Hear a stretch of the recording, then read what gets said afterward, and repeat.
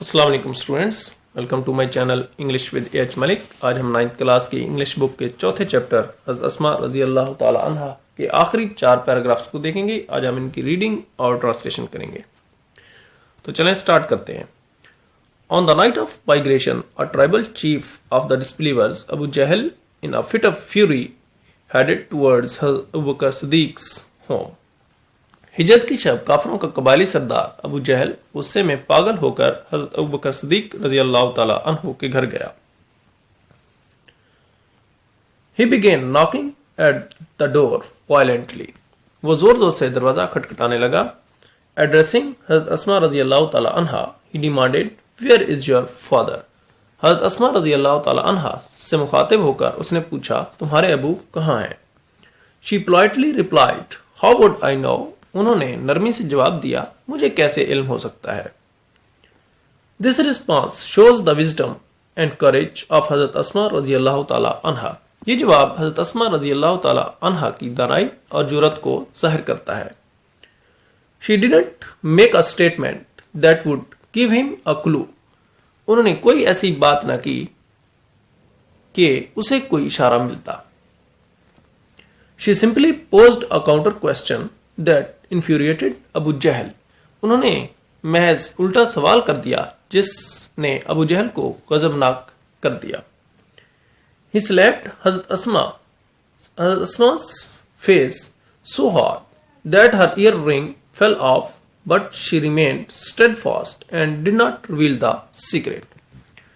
اس نے حضرت اسماء رضی اللہ تعالی عنہا کے چہرے پر اتنا زور سے تھپڑ مارا کہ ان کے کان کی بالی دور جا گری، لیکن وہ ڈٹی رہیں اور راز ظاہر نہ کیا۔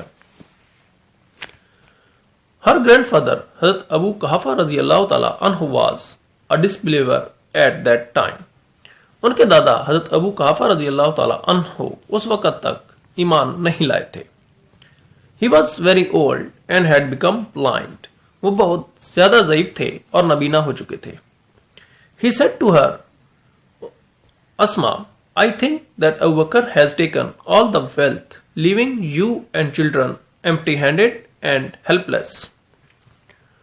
انہوں نے حضرت اسماء رضی اللہ تعالی عنہا سے کہا کہ میرا خیال ہے کہ ابو بکر صدیق رضی اللہ تعالی عنہ تمہیں اور بچوں کو خالی ہاتھ اور بے یار و مددگار چھوڑ گیا ہے اور ساری دولت ساتھ لے گیا ہے۔ At this, she instantly ran to a corner of the home. یہ سن کر وہ فوراً دوڑ کر گھر کے ایک کونے میں گئیں۔ She gathered some pebbles and put them at the place where her father used to keep his money and jewels. انہوں نے کچھ کنکریاں کٹھی کی اور انہیں اس جگہ رکھ دیا جہاں ان کے ابو رقم اور جوہرات رکھا کرتے تھے۔ She covered it with a piece of cloth. اس نے انہیں ایک کپڑے سے ڈھانپ دیا۔ Come grandfather, look, he has left all this for us. آئیں دادا جی دیکھیں، وہ یہ سب ہمارے لیے چھوڑ گئے ہیں۔ He touched the cloth and thought it was full of gold and jewels. انہوں نے کپڑے کو چھوا اور سمجھے کہ یہ سونے اور جوہرات سے بھرا ہوا ہے۔ His concern was alleviated and he felt relieved to know that Abu Bakr Siddiq رضی اللہ تعالی عنہ had left all his wealth at home. ان کی پریشانی ختم ہو گئی اور انہیں یہ جان کر تسلی ہو گئی کہ حضرت ابو بکر صدیق رضی اللہ تعالی عنہ اپنی ساری دولت گھر پر چھوڑ گئے ہیں۔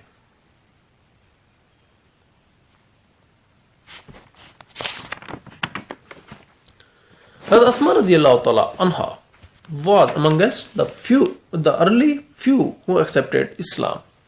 حضرت اسماء رضی اللہ تعالی عنہا ان چند ابتدائی لوگوں میں سے تھیں جو اسلام لائے تھے۔ She was the daughter of حضرت ابو بکر صدیق رضی اللہ تعالی عنہ and step sister of حضرت عائشہ صدیقہ رضی اللہ تعالی عنہا. آپ حضرت ابو بکر صدیق رضی اللہ تعالی عنہ کی بیٹی اور حضرت عائشہ صدیقہ رضی اللہ تعالی عنہا کی سوتیلی بہن تھیں۔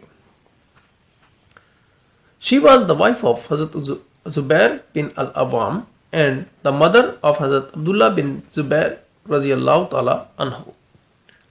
آپ حضرت زبیر بن العوام کی بیوی اور حضرت عبداللہ بن زبیر رضی اللہ تعالی عنہ کی والدہ تھیں. She died at the ripe old age of about 100 years. آپ تقریباً 100 سال کی رسیدہ عمر میں وفات پائی.